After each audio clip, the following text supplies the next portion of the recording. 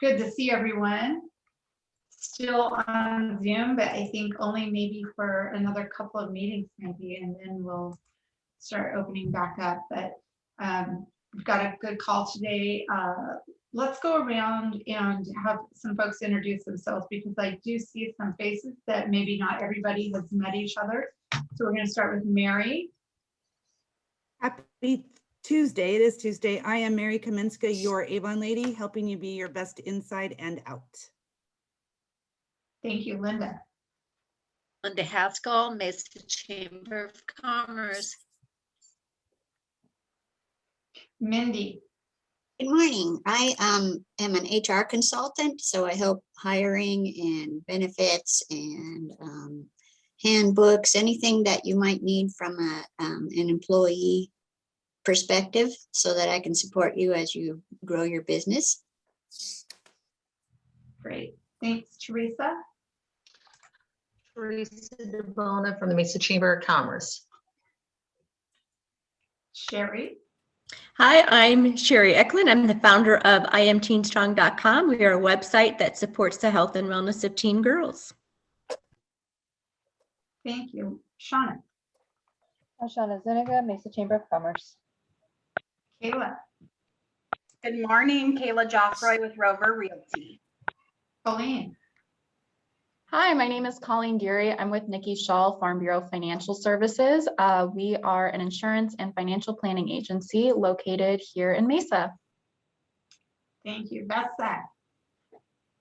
Hi, I'm Vesa Roberts with East Valley Disaster Services. Susan. Susan Tegman, Mesa Chamber of Commerce. Pam. I'm Pam Ostrowski. I am the CEO of Alzheimer's Family Consulting, helping families navigate the Alzheimer's journey, and fellow chocolate lover. Carolyn.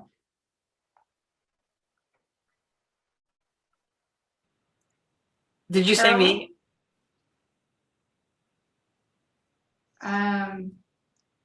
Well, I was trying to get Carolyn. Oh, sorry. Carolyn Mitchell. I really am awake. I just didn't quite hear you. Carolyn Ritchell, Hospice of the Valley, here Great. to serve all of your end of life needs.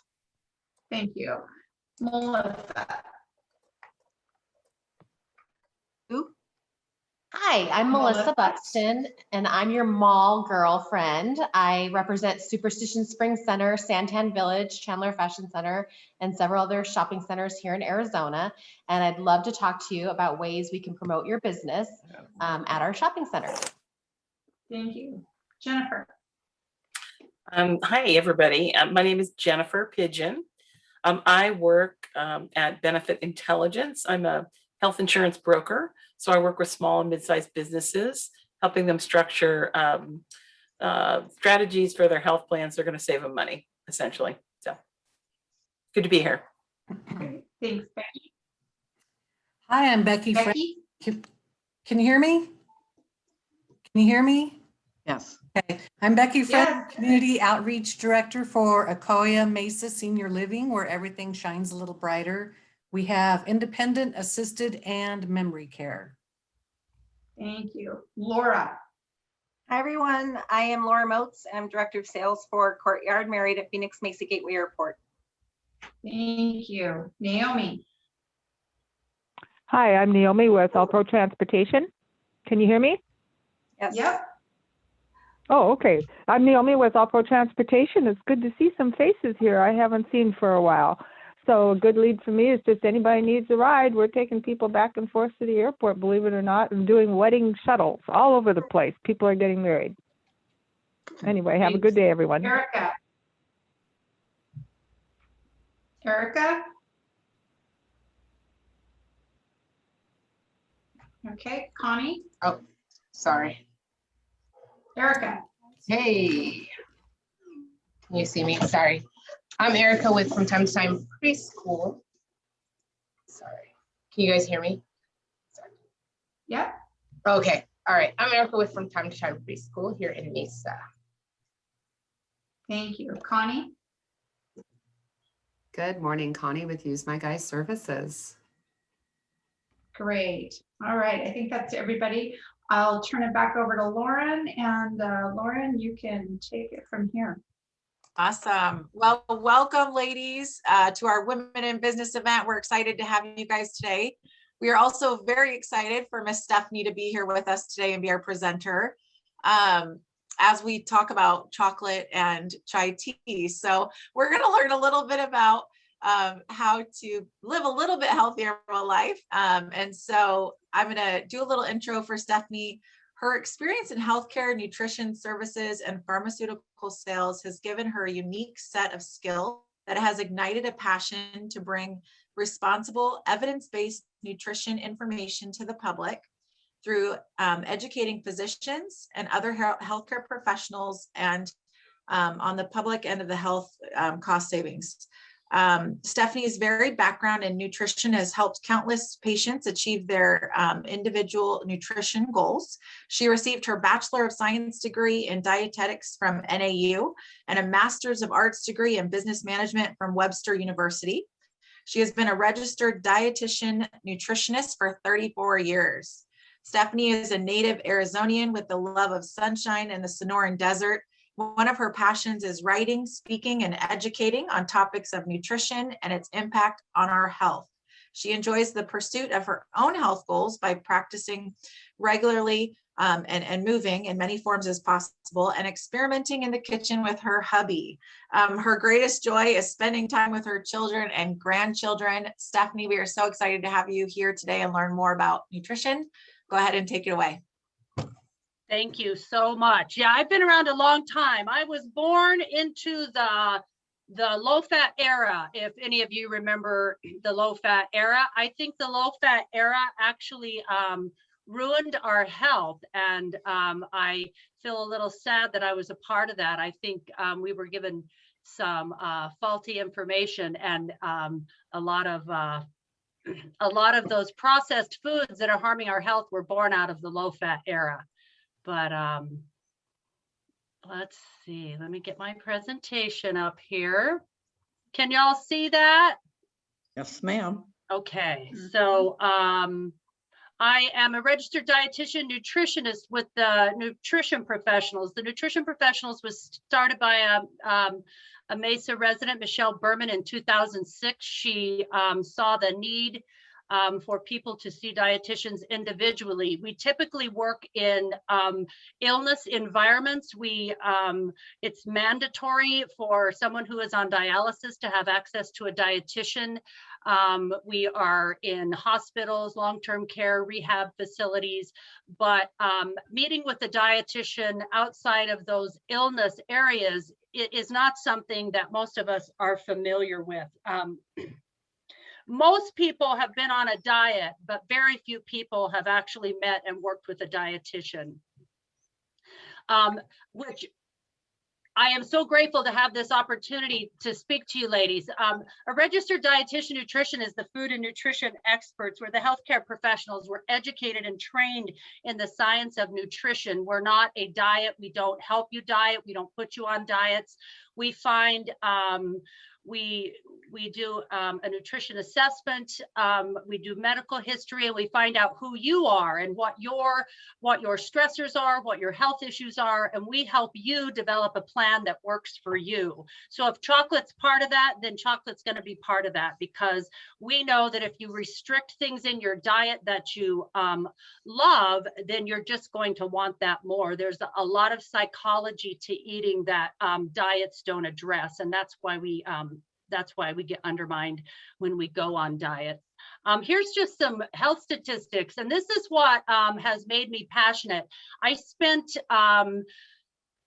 been back as a dietitian for 2 years. Prior to that, I did pharmaceutical sales for 16 years. So I understand the healthcare system, and I understand what has brought us to where we are. And in 1988, when I became a dietitian, our health was a lot better than it is now. And I left dietetics to be a sales rep for Merck Pharmaceuticals in 2000.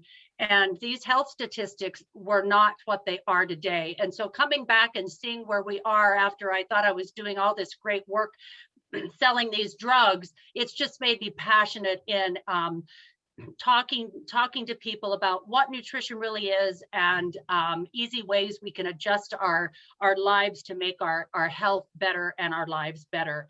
The one thing that I want to point out, 60% of Americans have a chronic disease. That's everybody. We're all struggling. 88% of us are metabolically unhealthy. That means that we have a lab value that's out of whack. 92% of us are deficient in at least one nutrient, and that's born out of that processed food that I was talking about. Processed food is anything that comes in a box or a bag. Eating out, most places when we eat out, we'll use pre-prepared foods, and those aren't necessarily nutrient dense foods. And so if 60% of our calories are coming from processed foods, it makes sense to me that we are nutrient deficient. Many of us are starting to show up with vitamin D deficiency. That's a very common vitamin deficiency. Diet has now surpassed tobacco and alcohol as a leading cause of death, but I would expect that your physicians have not brought that up to you. Physicians aren't trained in nutrition, and they don't think of recommending a visit with a registered dietitian as first line. They're trained as a drug rep. I train those physicians to go to drugs first, not diet. And so I'm now back out talking to physicians, trying to get them to see things a little differently. There are many issues that are specific to women. I'm not going to belabor what these diagnoses are. I'm just going to go through them because we have such a short amount of time and there's so much I want to say. But every woman of childbearing age needs a dietitian. We have polycystic ovarian syndrome, which used to be rare, but many women suffer from it, and it causes them to have a really hard time losing weight, and they don't feel good. Endometriosis is another issue that can be helped with diet. Pre-diabetes, diabetes, gestational diabetes, these affect women.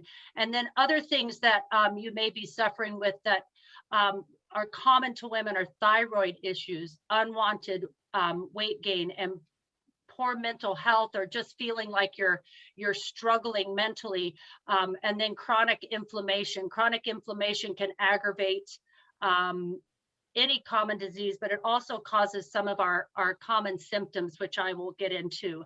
And then disordered eating patterns is something that I see in probably 99% of my patients, and that can show up as chronic restrictive dieting, binge eating, overeating, a feeling of being out of control with food, routine skipping of meals.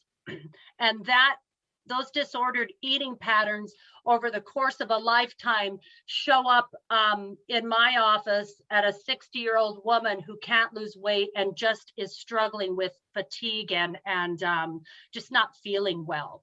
So it's important to know what those are and to address them as soon as you can.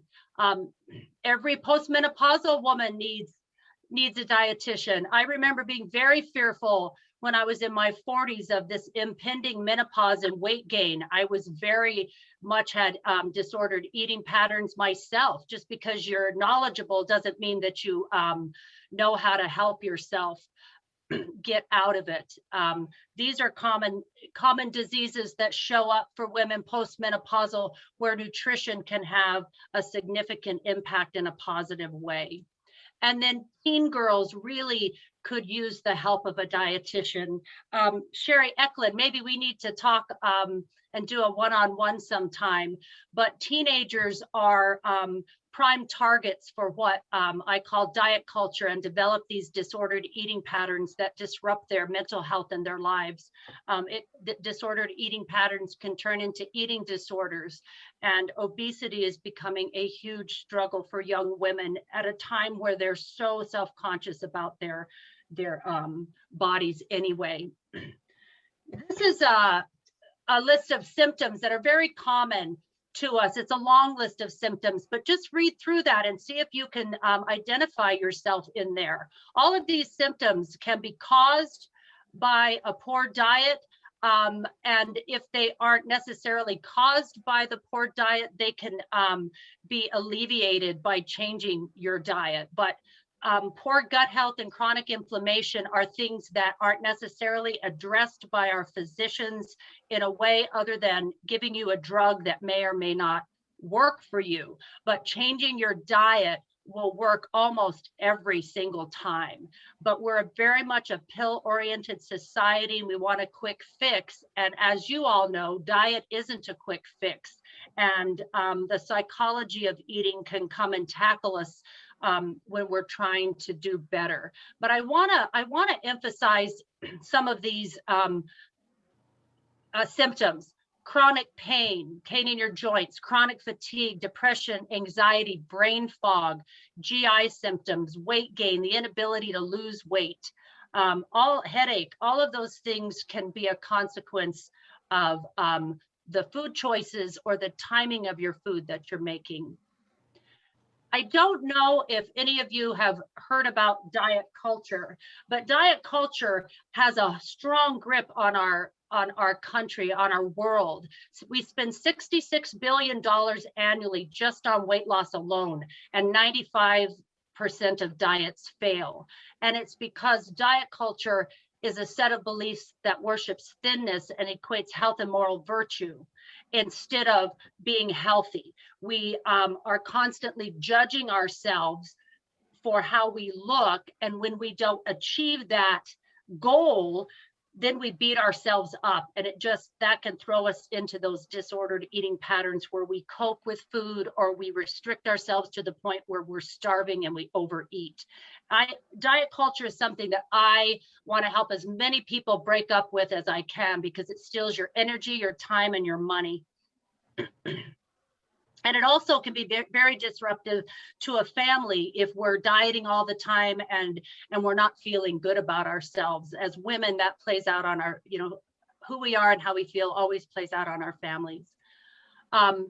This is the cycle that we get into with diet culture, is that we say this food is bad and I can't eat it. Like chocolate, for instance, then we become obsessed. I can't have chocolate. I can't have chocolate. We deprive ourselves, and that leads to that obsessive overthinking of things, and deprivation will always lead to overeating. And when we overeat, we've broken our diet, we've failed ourselves. The feelings of guilt and shame will play into that and put us in that vicious cycle where we just feel like we don't know where to turn anymore when it comes to our weight and our health. Keep me on track with time, okay? Because I'm just talking here. So the effects of chronic inflammation. Chronic inflammation is something that processed foods cause in our diet. Eating too many calories can cause chronic inflammation. Stress levels cause chronic inflammation. They disrupt our cells. So nutrition is foundational. It is at the foundation of every single cell in your body. There's trillions of cells in our body, and nutrition is a component of all of them. It makes them work. So if we are disrupting the cell function over time, it makes sense that's going to harm our health. It disrupts our gut health. It causes weight gain, and it can be very cyclical, meaning you keep trying to lose weight, but if that inflammation isn't under control, you keep losing and gaining things that weight back. Function of the gut microbiome. So we talked about those trillions of cells in our body that run our body, but in our gut, there's also trillions of microbes, bacteria, fungi, viruses that have important functions for our health. And that inflammation destroys the good bacteria. Good bacteria, those good bacteria in our gut help our immune system. We've talked a lot about, you've probably heard a lot of talk about our immune system this year with COVID. But if we don't have good gut health, our immune system doesn't function properly, because 70% of our immune cells are actually made in the gut. Hormone balance. If those bacteria are out of balance, our hormones can't be made properly. We don't absorb our nutrients if we're bloated or have constipation or diarrhea. of course, our digestion, and then neurotransmitters. Neurotransmitters are like serotonin. 90% of serotonin is produced in the gut. So if we're eating a diet high in processed foods, creating that inflammation that's killing off those good bacteria, it's not making enough serotonin for us to feel good. You think about teenagers as they start to struggle with depression. I think so much of it comes from their diet because they're soda drinkers, they go to Taco Bell all the time, the Circle K foods. So they're constantly eating a diet high in inflammation, and they're disrupting their cell processes, which impacts our health. It impacts our health immediately with symptoms, and it impacts our health long-term with chronic diseases like diabetes, cancer, heart disease, stroke, those kinds of things. So the connection between inflammation, diet, chronic disease, and our gut are our food choices. So aging and inflammation and gut flora all contribute to chronic disease. The only thing here that we can't control is our age. We can control how much inflammation we have in our body, and we can control how good our gut health is. And that's through our food choices, our eating patterns and behaviors, and our lifestyle choices. So this is my diet portion of it. We always want to talk about what we're eating, and what we're eating, of course, is very important. We choose based on our culture. Our culture obviously comes from the base of eating out and processed foods, if 60% of our calories are coming from there. So what we eat really matters. To our health. But in addition to that, when we eat is important. Many times people skip meals trying to control calories because we were raised on that calories in, calorie out mentality. And that's not really what weight loss or health is about. That's part of it, but that is just a small part of the story. So when we eat is important. Is there an optimal time to eat? Eating 3 meals a day, going back to that 3 meals a day, is really one of the most important things we can do for ourselves. Sometimes it's hard to do that because when we push our calories back to the latter part of the day, we don't get hungry because there's hormones that help us, that are produced in the gut, that help us feel hungry, and there's hormones that are produced that help us feel full. And so if the timing of our meals is off, those hormone balances are out of whack. Insulin is a hormone that's also impacted by what and when we eat. Where we eat is important. We become a country on the move, and we're eating in our cars, and we're eating quickly. We're eating at our desks, at our at our computers. And so we're not taking the time to calm down and really taste our food and slow down. If we're eating very quickly, we can consume a lot of calories without knowing it. So where we eat matters as well. And then how we eat. Are we eating stressed? Are we eating quickly? Are we eating small amounts or large amounts, large quantities? All of those things impact how our body runs. I can't stress enough how eating impacts our hormone levels. So we've got insulin, which helps us to manage our blood sugar levels and to produce energy. We've got ghrelin and leptin, which are hormones that help us get hungry, feel hungry and feel fullness. And then we have cortisol, which is a stress hormone. So if we're constantly beating ourselves up because we're in this dieting mentality, and we're falling off the diet and on the diet, we're constantly thinking about our weight, that is stress too, creating cortisol levels that go up. When cortisol raises in our body, that creates inflammation that can completely impact whether we are losing weight or whether we're controlling our chronic disease. And then I think one of the most important things that we don't talk about is why we eat. Our relationship with food in this country, I would say, is poor. We don't have a good relationship with food. we use food to cope. I think a lot of people have used food as a coping skill this year with COVID because we didn't know what was coming. There was so much fear and anxiety this year. A study recently came out that said the average American gained 2 pounds a month for so that's a total of about 25 pounds for the year of 2020 during COVID. And it's because we just didn't know what to do. And so we were cooking, we were eating, we were doing stress eating. Some people eat to reward themselves. Some people eat as, as an emotional release. There's many reasons why we eat. But if we don't know why we're eating, we'll never be able to lose weight because that why is always going to come and tackle you no matter what your efforts are. One of my favorite things to do when I work with my patients is to work on why they're eating, because that's where real growth comes and real success with changing your nutritional behaviors and sustaining them. So food quality matters. This is, what many people are eating on a daily basis or what our kids are getting at school. And there was a study done. They did 2 groups. One ate whole foods, fruits and vegetables, nuts, seeds, whole grains. The other was given a diet of processed foods. And at the end of the 2 weeks, the group that they both were given the same amount of calories and they ate to their appetite. And at the end of the study, what they found was the group that ate processed foods ate about 500 calories more a day in general than the other group. They weren't restricted in any way, but these foods don't have nutrients in them. And so we're constantly craving. If you eat a lot of these foods in your diet or a lot of sugar, you'll notice you have a lot of cravings. And that's because your body is seeking out nutrients. It doesn't know to ask for vitamin C and it doesn't know to ask for vitamin A or D, but it knows to ask for calories, and calories should bring nutrients. But this new processed food that has gained prominence over the last 40 years in our country has really done a number on our health because it just doesn't have the nutrients that our bodies are seeking.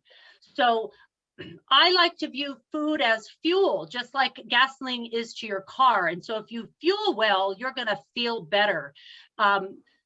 What we're seeking when we eat is vitamins, minerals, polyphenols. You'll notice the color in this picture. The colorful fruits and vegetables are loaded with plant phytochemicals that our body needs for cellular processes to work. So it's these phytochemicals or these polyphenols in fruits and vegetables that help reduce inflammation. So processed foods increase inflammation. These types of foods stamp out inflammation. They're also full of fiber and probiotics, protein, healthy fats. All of those contribute to feeling satisfied when you eat and reducing inflammation. So if I were to give you any tips, any diet tips, this simple picture of a plate where half the plate is fruits and vegetables and a quarter is your grain, a quarter is your protein. That's what our plate should look like. If you go out to eat, like going out to a Mexican food restaurant, there's nothing on that plate that you get in a restaurant that would be considered a fruit and vegetable, unless it's just that little bit of iceberg lettuce and a couple of, and your salsa. So most of when we're going out to eat, we're not meeting this expectation. This is the combination of the food groups that our body needs to be healthy. And mealtime matters as well. Like I said, skipping meals and pushing your calories later in the day just disrupts all that hormone balance that helps us to feel good and to be hungry and to feel full. So eating 3 times a day really is essential. Putting 4 to 5 hours between meals is also very important. You need your body, give your body time to process what you've eaten and to rest. Try not to snack after dinner when you have a huge amount of calories at night. That's a huge calorie load. It increases your insulin levels. It suppresses your appetite. You don't wake up full. You don't wake up hungry, and then you start pushing off breakfast to lunch, and it really gets you out of whack. If you're hungry between meals, making your snacks raw and salted nuts or fruit will be satisfying. Not every time you eat has to be delicious. And we've kind of gone to that direction where we're always looking for delicious and convenient instead of nutritious. And so if we can change our minds a little bit as to how we're viewing food and eating, like I was talking about that 80-20 rule, 80% of the time, I'm going to eat foods that I know are going to nourish my body and make me feel good. But we all have lives we have to live. And so that 20%, that's not a cheat day. That 20% is flexibility in your week so that you can have dinner with a friend. You can go out for chai, tea, and chocolate and not feel guilty about it, because it's that guilt and that beating ourselves up that pushes us into overeating because we become stressed, and that can be our coping skill. Every bite that you take really is either fighting disease or feeding it. And so just having a little bit of knowledge about what that food on your plate can do for you or how it might be harming your health really puts you in the driver's seat of your car, and then you're making the decisions on what you're eating as opposed to some diet telling you what to eat. That's why diets don't work. We're individuals. We have individual preferences. We have individual health issues. We have individual family situations, and all of those play into how we eat. And working with a registered dietitian, we're not going to put you on a diet. We're going to take all of that into account, and we're going to work with you on building that program that becomes sustainable. And then that's just who you are. And you never again have to have that hamster running around in your head, wreaking havoc, telling you, you need to lose weight, you need to lose weight, you need to do this, you need to do that. I love to help you silence that voice, because I think as women, we have enough of that going on in our heads. We don't need to be doing it to ourselves and to our bodies. We have so much on our plates. We need our energy. We need our attitudes. We need our mental clarity to function as businesswomen, as mothers, as family members, as sisters, friends. We contribute greatly to our society. And I think if we can make ourselves healthier, we have a stronger society. I feel women are, of course, the most important thing, but insurance coverage is there for you to see a registered dietitian.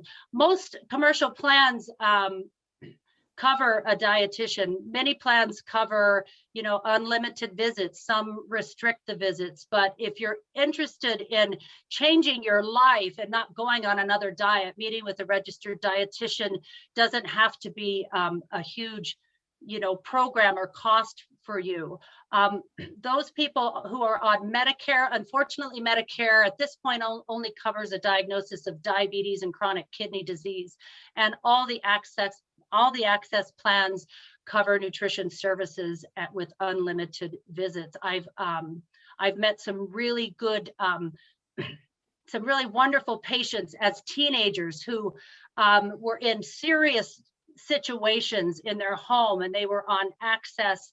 And by one little girl, she had an eating disorder. I've met with her every week for 18 months. She's overcome her eating disorder. And I know it's just that consistent working on her thought processes and her food choices over time with somebody that she trusts and that she enjoys talking to and feels and trusts talking to, that has contributed to her success. So if you're interested, call your health plan and see if our services are covered. This is how you would get a hold of us.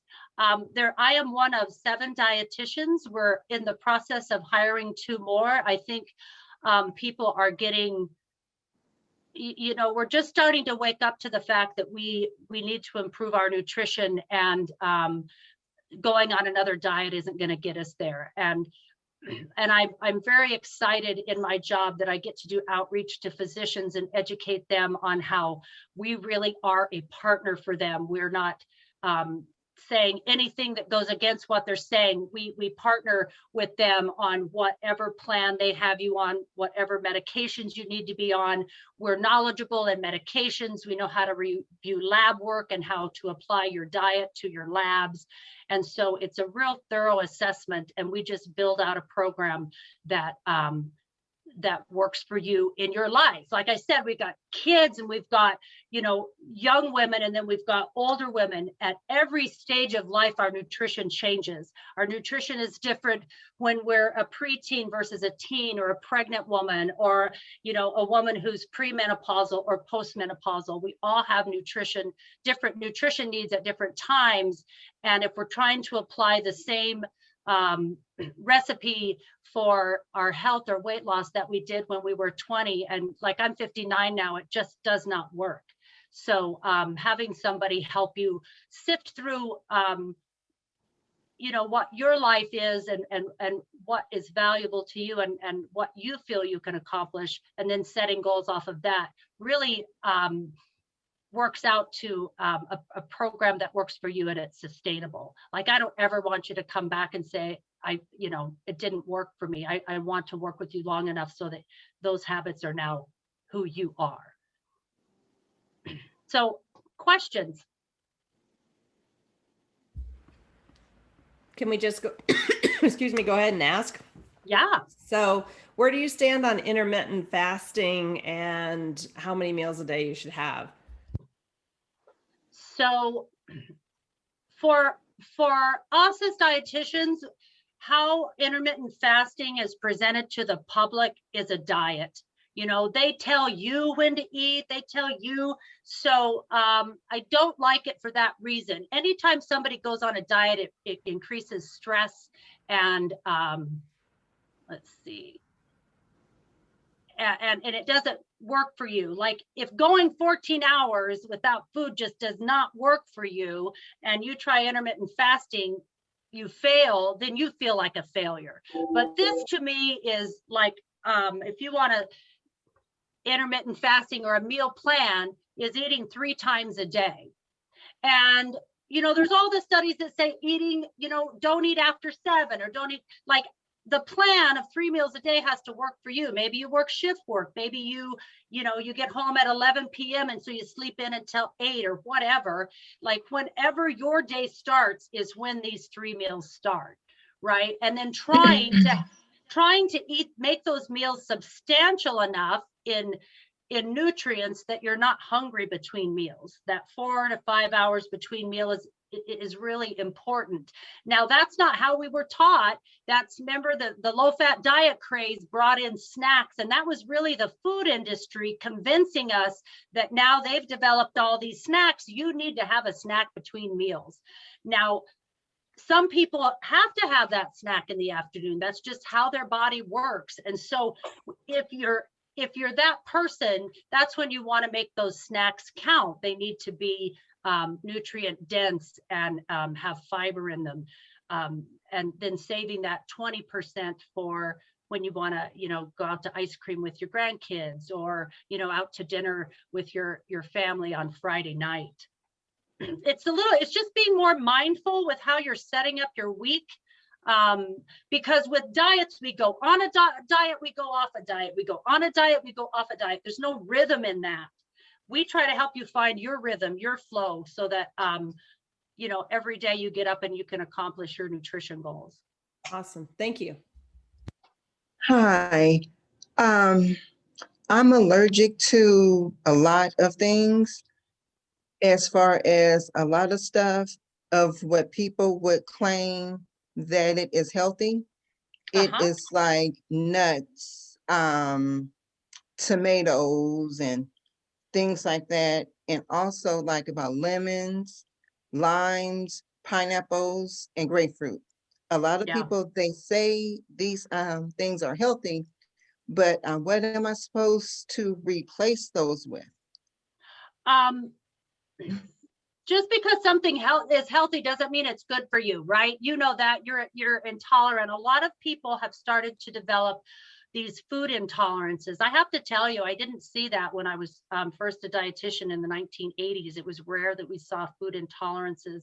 I think a lot of that is related to our gut health. And so if you have a lot of intolerances, it might not be a bad idea for you to meet with a dietitian and go through those and have them assess your diet specifically for gut health.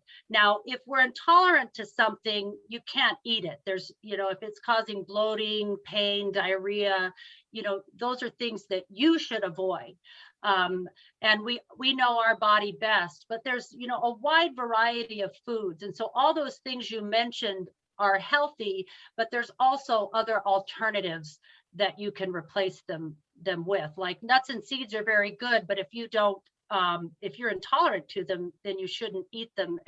But maybe you can put legumes in your diet, or whole grains, or, other things that have fiber and vitamins and minerals instead of that. Thank you.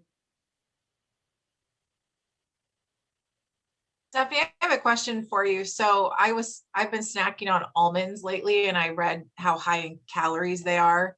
What is an alternative nut that you would recommend as a snack that's lower in calories? Such a good question. I avoided nuts up until I made a major diet transformation myself when I was about 51 years old. And before that, I just ate, and it was calories in and calories out. But as I started to apply these principles to my life, I used nuts as a way to snack, because they're very nutritious. They're full of vitamins, minerals, and fiber. But you want to get them unsalted, because we don't want to eat them as delicious. We want to eat them as nutritious. And you cannot eat as many unsalted nuts as you can salted nuts. So I wouldn't avoid them because of the calories. They have way too much nutrition in them to avoid them. But using the unsalted nuts, you can't eat as many, and try to just eat to your appetite. Eat enough so that you feel full. I think those raw almonds can be great appetite suppressants between meals. As I was making the adjustment, moving away from this processed food, I had a lot of cravings, and I used raw almonds between meals, just a handful, to suppress that appetite, because you just want to get to the next meal. You just want to eat enough. So fuel the moment. And I'm going to have a handful of nuts mid-morning because I just need to get to lunch. I don't have to get full, right? You just need to bring that hunger down.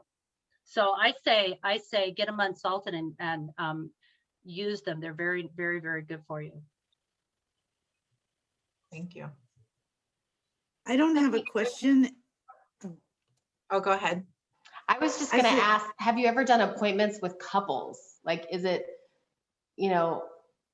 I don't know. I feel like my husband and I both need an appointment, but we have different insurance. I don't know how that works.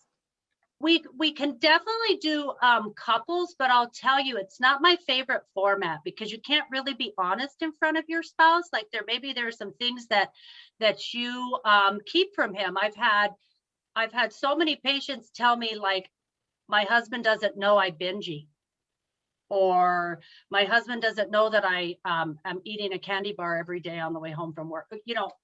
So it can be good to get you on the same page, but if you have issues that really need, attention, that you don't really want to come clean in front of your spouse over, then an individual appointment would be the best way to go. So it depends on what your needs are.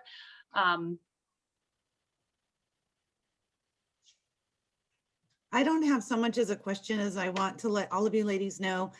I met Stephanie. She joined our Riverview Leads group. And so I have been working with Stephanie since January. Insurance, Blue Cross Blue Shield, 100% paid, unlimited visits. And my husband has needed to be doing something for a while, Melissa. What was interesting is not only do I look at food different, my snacking looks completely different. Everything in my life looks totally different. And I was a yo-yo dieter, and I was a massive snacker.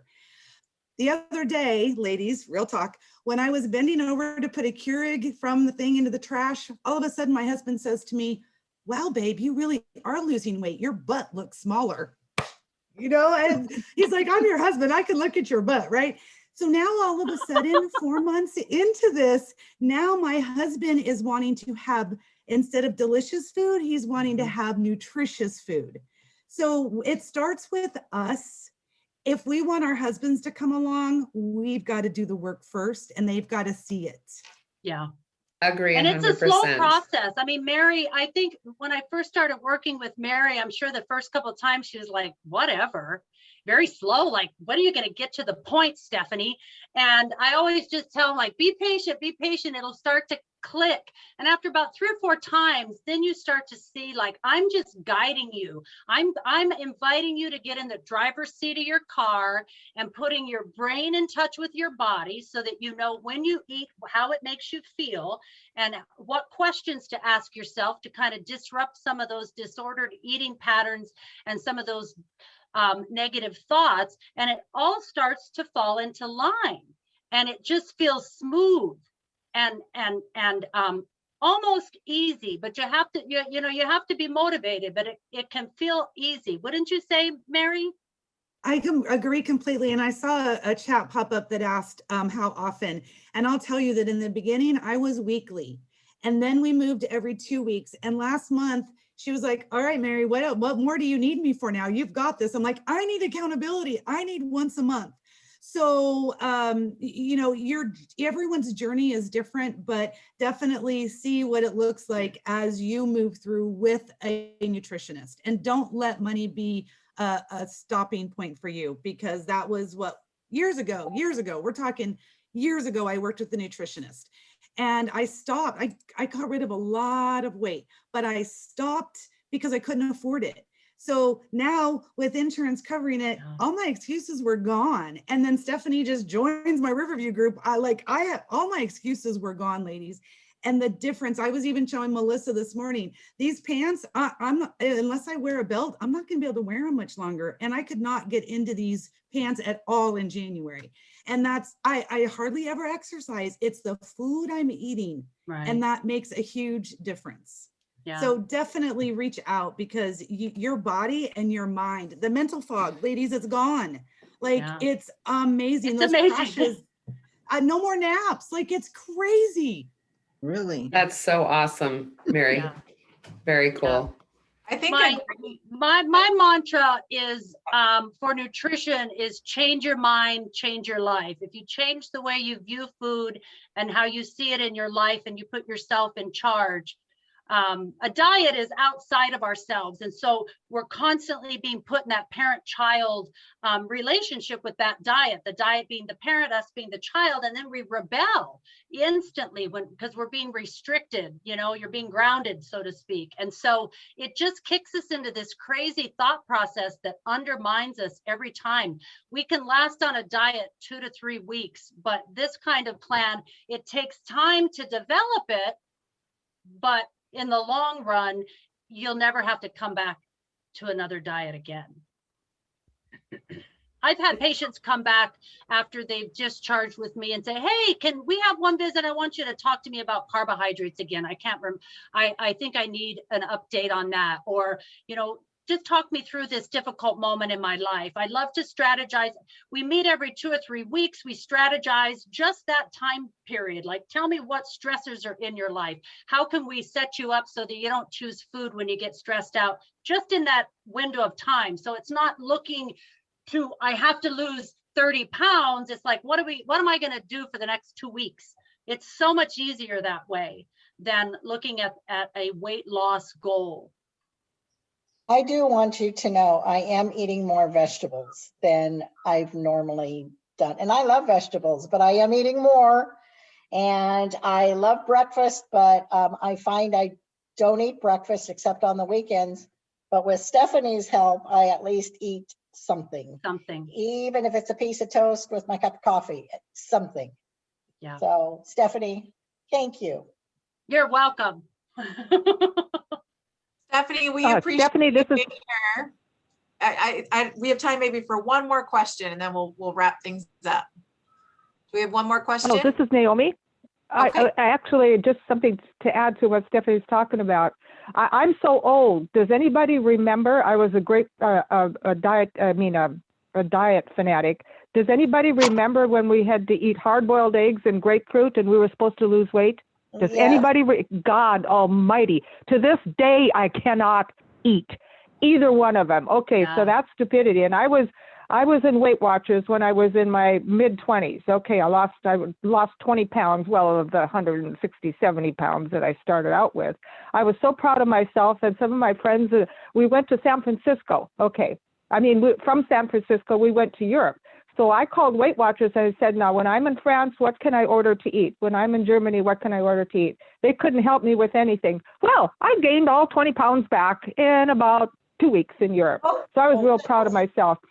So then accelerating about 2 or 3 more decades, I finally have found, and I got this from some of my athletes. I do a lot of driving for football players. Okay, a long time ago, one of them told me, this is the secret. If you weigh 200 pounds, you have to eat 100 ounces.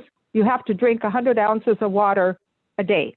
Half of your weight with water, okay, for ounces. And I started doing that. I saw a big difference in how my body functioned after. And recently, within the last 6-7 years, I had another one of my football players, he and his wife, they had quit eating processed foods, and they could not stop talking about the advantage that it was for their bodies. And that was my answer after literally a half a century of battling weight. No processed foods. Okay, I'm done. Thanks, Done Naomi. sharing.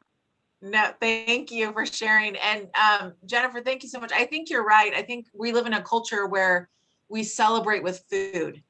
And I think yes. that I changed my mindset of, it's my birthday, what do I want for dinner? Or what is my cake gonna be? Or, oh, it's Friday night, what are we ordering tonight? Or it's a birthday party, right? What candy am I gonna have? Versus, can I just have a layout of fruits and veggies and crackers and cheese? So I think it's the mindset of the culture that we live in, that it's not even about really our health anymore. It's about celebrating food. And I think when you change that mindset, it changes for sure. So Jennifer, we appreciate you, Stephanie, so much for being here. Sorry, I called you Jennifer. Thank you. I know that was a lot of information. I talked really fast, but I appreciate the opportunity to share what we do. Yeah. Well, ladies, if you want to get with her, her info was on the screen. We can share it also too in the chat, so you guys have that. And then I'm just going to go through a few reminders of upcoming events for the Mesa Chamber. We've got the Good News Girlfriends Club, which is a really fun group that meets on Fridays.